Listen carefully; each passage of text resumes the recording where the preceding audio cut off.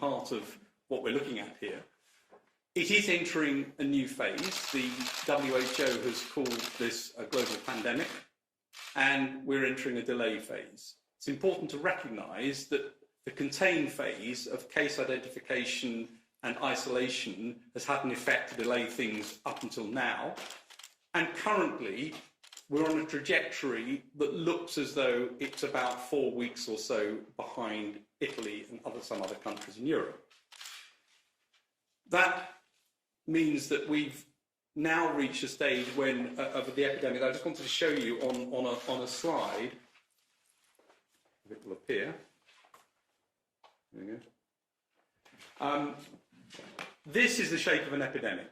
So you go along the bottom for some time with not very much happening, and that's probably where we are now.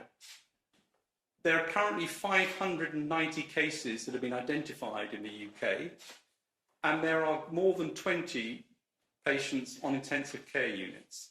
If you calculate what that really means in terms of the total number, it's much more likely that we've got somewhere between 5,000 and 10,000 people infected at the moment.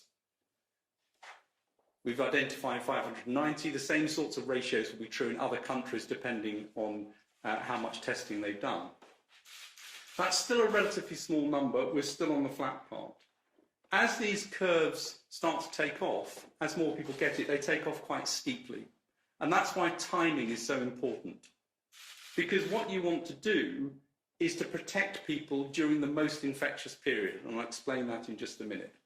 So we're in a period now where we've got some, but it hasn't yet taken off. The actions that we need to take are to try to do two things. It's to delay, hopefully this will come on. It is to delay the peak and to push the peak down. So we're trying to reduce the number of cases at any one time. That's very important.